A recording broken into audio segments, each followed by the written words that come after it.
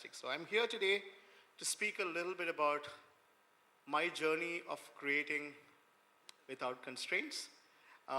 It's important for me to speak to you about that because it's something that I deeply feel for and something that I went through my life, and I thought I'll share my journey. Like it was mentioned, I'm a designer in part and musician in part.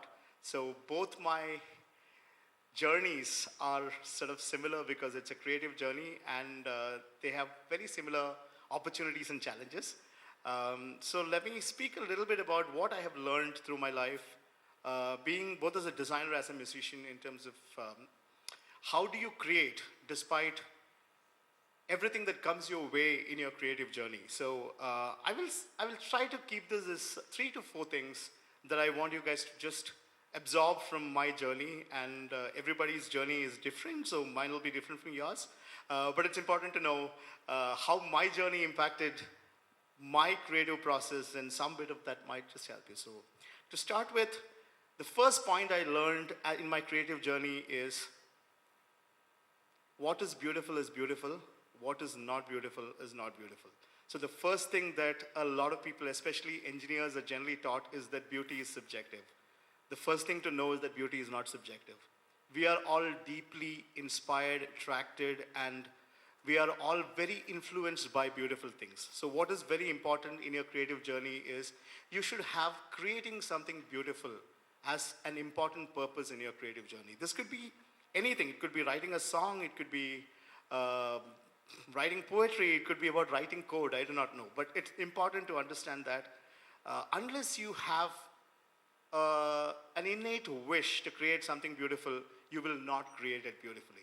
So first thing about creating is that you should understand that your aspiration should always be to create something beautiful.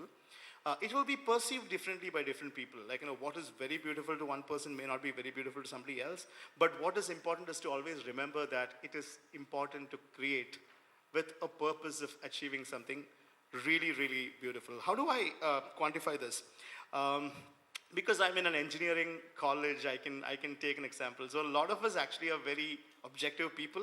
We cleared an entrance exam, which has got a very objective aspect to it. And also we study a very objective science, which is engineering.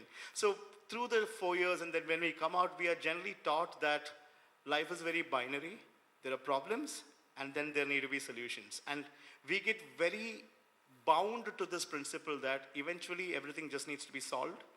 Like, for example, how does a plumber look at a leaky tap? A plumber looks at a leaky tap in a very simple way, right? A tap is leaking, he needs to fix the leak.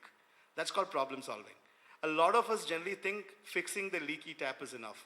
90% of times we get sloppy outcomes because the person is only seeing the leaky tap. A good creator always sees where exactly is the tap. Where is it placed? And what is around the tap? So imagine we all say this, right? Somebody just came to fix the leaky tap. He would fix it and go away, and then somebody will come to mop the bathroom because there are finger marks all the place. It's unclean. So the point is, if you are creating with the purpose of everything needs to stay beautiful, you would have a focus on not only just fixing the problem, but to fix it elegantly, but to fix it beautifully. So the first point I wanted to make is whenever you are creating, always optimize for making it beautiful. It's very important to keep that in mind. May it be in creative arts, may it be in engineering, may it be in creative sciences. So that is the first learning I had, and it has genuinely helped me in my journey as a musician and a designer. Switching over to the second one, everything that you see today, right? Everything that we use today, something that we have been using for several years, something that we call as habit, or something that we are familiar to, something that we were conditioned to using, they all at some point in time started as a very unfamiliar thing. So something that creative journeys, you're almost always you're subjected to this, is that build for familiarity. Because people like familiar things, and when familiar things are given to people, they immediately take that, they lap it up, and it's easy for them. Cognitively, familiar things are very easy to grasp. But the biggest problem with only building for familiarity is that you are not pushing the creative envelope. For example, everybody takes an Apple example, but if Steve Jobs in 2007 did not remove the plastic QWERTY keyboard, we would not have had touchscreen keyboard. So what is very important to know is that you don't have to optimize for familiar. You have to stand up, wake up every morning and think, how can something be better? And if that better is about changing the status quo, that better is about creating something that you have never seen before, go for it. It is fine. Because every familiar pattern that you see today at some point in time was very unfamiliar. And always remember, unfamiliar things will always be received by people with skepticism. So unfamiliar things will never receive the kind of acceptance that you hope it will get.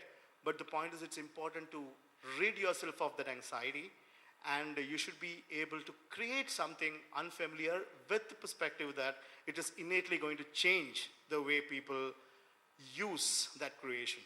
And a classic example is A.R. Rahman's music in 1990 was built on very unfamiliar terms. And a lot of young people naturally took to it. A lot of old people said this will not last even 1 year, because there was a way music was created till that point, and Mr. Rahman came in and changed it. And longevity is a function of how good that change was. We all know what happened.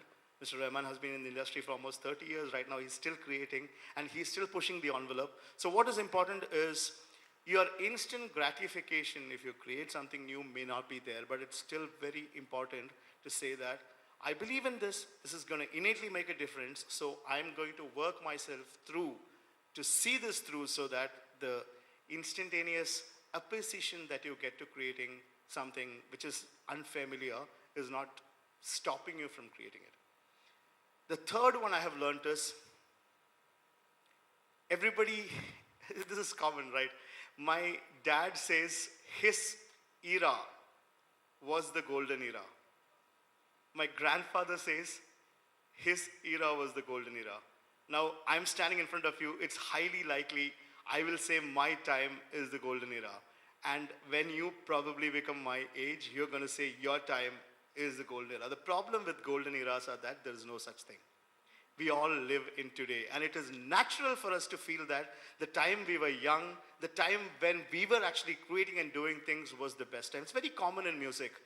Every time, I've heard like really senior musicians say, Malayalam music is in its worst point right now.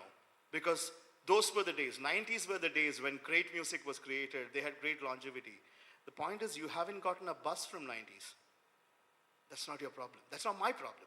I think right now where we are standing, we are creating incredible music. We are creating incredible art. We are creating incredible technology. Now is the golden era. It's very important for you guys to know and think that no matter who tells you what, your time is the time to be.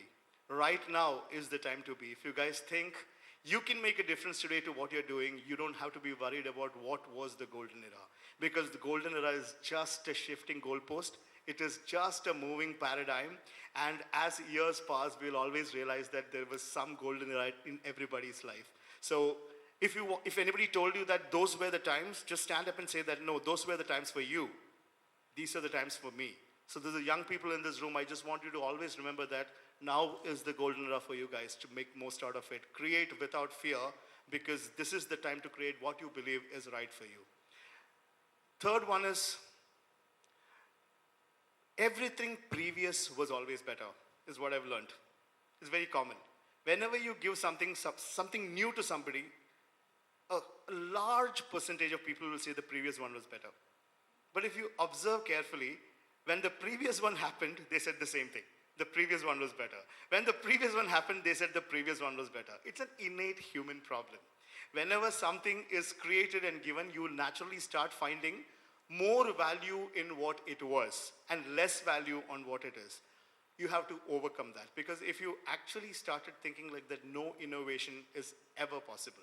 So to innovate, you have to take best foot forward and create something, and you have to also overcome the opposition that you get from people by saying, oh, this was much better earlier. So nothing was ever better earlier, guys. I'll tell you, it was not. If it was better earlier, what you created right now will not have longevity. But what you have created is lasting. What you have created is getting acceptance. What you have created is something that people are really liking. Don't worry about what it was. What it was is not going to go away. What it was is always there, but what it is very important. And what it will be is even more important. So when you're creating, always remember this, because there's always going to be somebody who would say that the previous one was better. Now, I have to say this, it is not the most popular opinion, but that's also the idea of TEDx, where you have an opportunity to say diverse things. So, tradition is an often quoted word. Tradition, culture, tradition. What have we learned from our tradition? It's important to acknowledge tradition. It's important to celebrate tradition. It's important to absorb the nitty-gritties of tradition. But it is very important to be not enslaved to tradition. See, tradition is a way of life of a person who is living at a different point in time.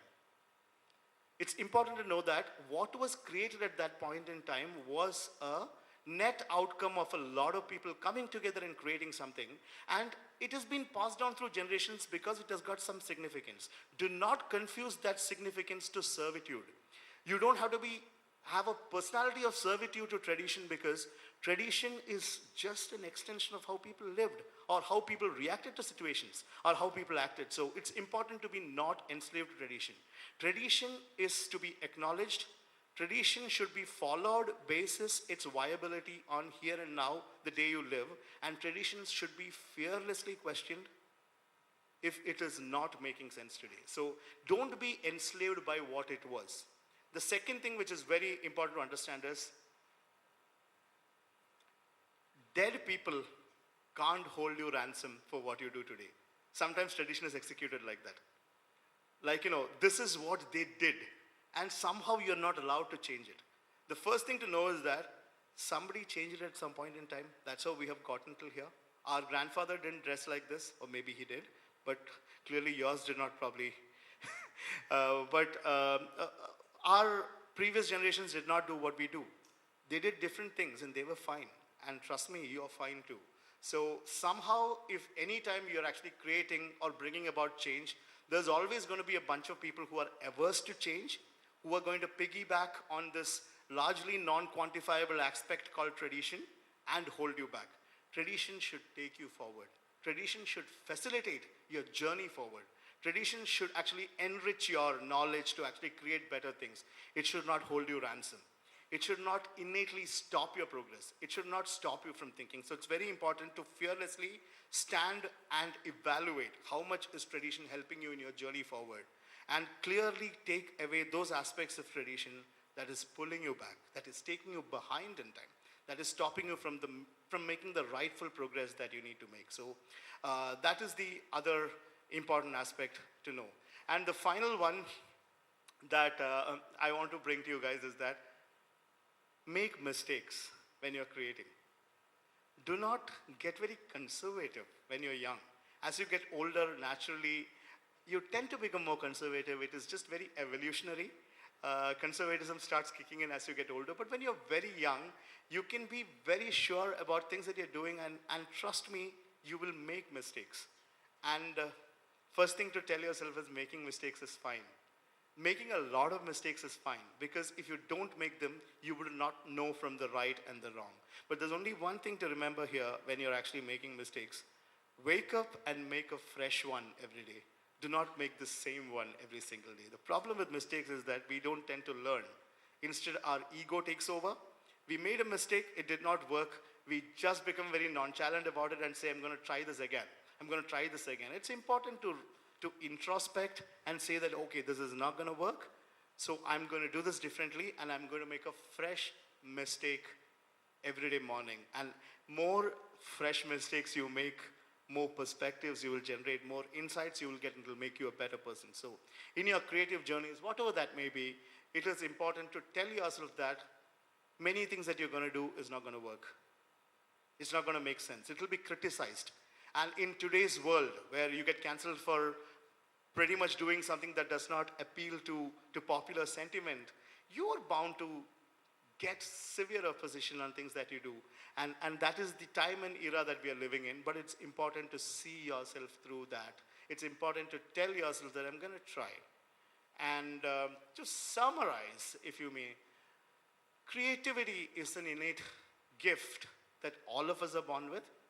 We are all creative on different aspects. Some of us are good engineers, some of us are painters, some of us are photographers, some of us are musicians, some of us play instruments, some of us speak, some of us do things that are creative which the world does not even acknowledge as creative things. What is important is to know that here and now is all that matters, and today is the day for you to go ahead and do that thing that you always wanted to do. The mistake that I have made in my life, and I learned it very late in my life, I'm older than you guys, is that it arrived to me very, very late, because I was trying to meld myself into conventionally accepted ways of doing things, and through that process I got really frustrated. And to break out of that, it took a lot longer for me, and I really don't wish that for you guys.